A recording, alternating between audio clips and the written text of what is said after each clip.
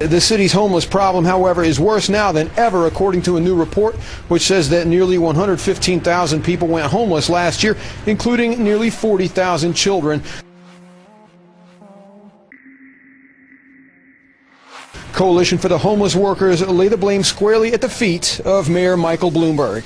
He replaced the federal programs with a series of time-limited subsidies that give you only 1 or 2 years of housing assistance and then cut you off, even if the family is too poor to afford the apartment rent. And so as a result of that, lots of families are ending up making a return trip through the city shelter system. It's indisputable that we've got more homeless people now. That the shelters are overpacked because people are losing their jobs. They're going from their apartments to homes to the city shelters. People that don't take the services, they don't know about them. Among the many predictions about this recession, one has consistently proven to be true. Forecasters have said unemployment will continue to rise, and it has.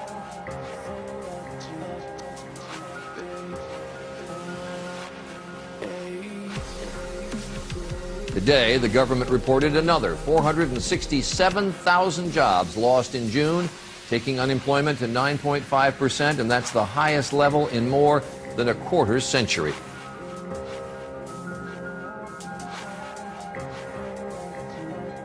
The rising unemployment raises questions about the economic stimulus, which was supposed to create jobs. Since the recession began, 6.5 million Americans have lost their jobs, and the unemployment rate has nearly doubled. An unusual turn of events involving a Vero Beach homeless man who was attacked on camera. It's the disturbing video gone viral. A homeless man in Vero Beach, sucker punched by a man, filmed by another man, then posted to Facebook. Advocates for the homeless say this is actually more common than you think, that slapping the homeless for money is sort of a game. They recently just passed a law. They made it a law. It is criminal in the city of Columbia, South Carolina, to be homeless. And they are actually arresting the homeless and shipping them to encampment centers. I mean, this is stated in an article on the Huffington Post. And amazing. Give us the headline, because that's big. If they're making them go there, that's the beginning of the camps, and is what the Emergency Centers Establishment Act says they would condition people, because at first it'll just be poor people, and then it'll be everybody. What's going on is working poor, where families are living 10 to a house, and now June 21 is trying to ban that. For the past 8 years, Dan Duvall has run a sober living center for about 30 homeless people on his 72-acre ranch. In California, a 66-year-old man was jailed Monday after being accused of illegally housing homeless people on his ranch in San Luis Obispo.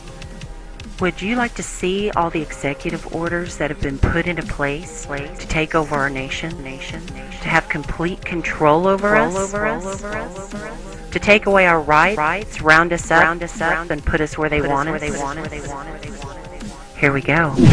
Executive Order 10990 allows the government to take over all modes of transportation and control of all highways and seaports. Executive Order 10995 allows the government to seize and control the communication media. Executive Order 10997 allows the government to take over all electrical power, gas, petroleum, fuels, and minerals. Executive Order 10998 allows the government to seize all means of transportation, including personal cars, trucks, or vehicles of any kind, and total control over highways, seaports, and waterways. Executive Order 10999 allows the government to take over all food resources and farms. Executive Order 11000 allows the government to mobilize civilians into work brigades under government supervision. Executive Order 11001 allows the government to take over all health, education, and welfare functions.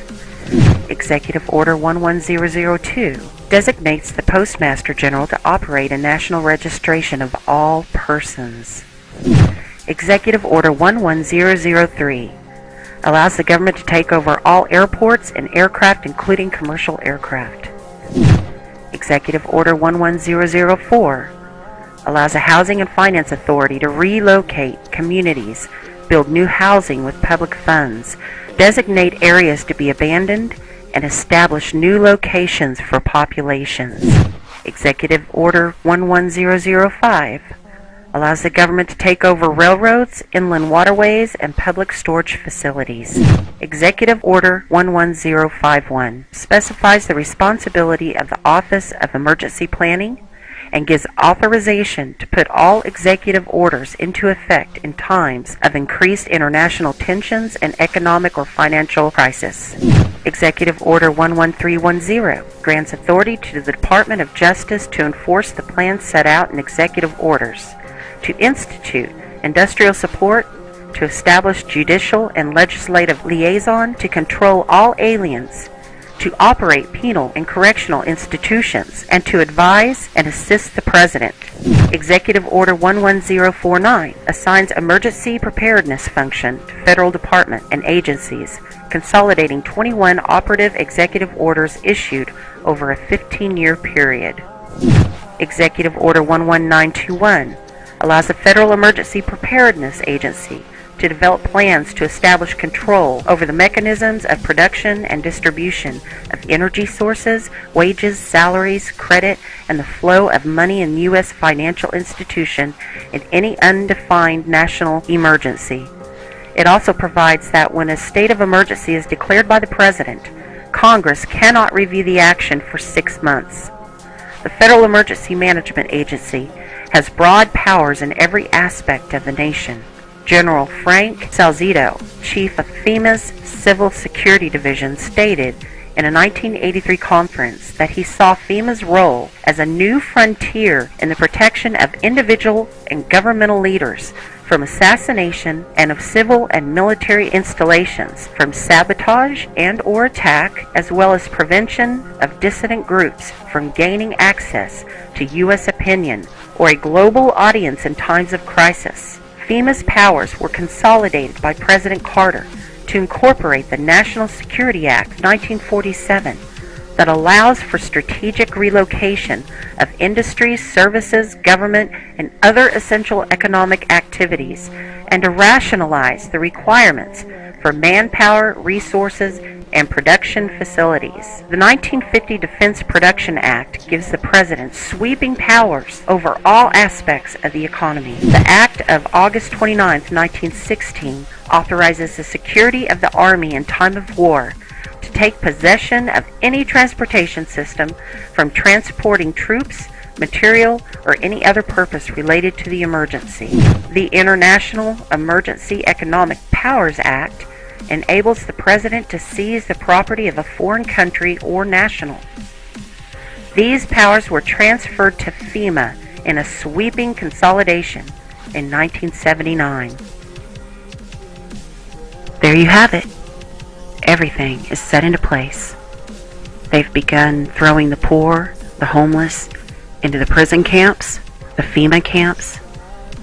Now all they have left to do is take the guns. Mr. and Mrs. America, turn them all in.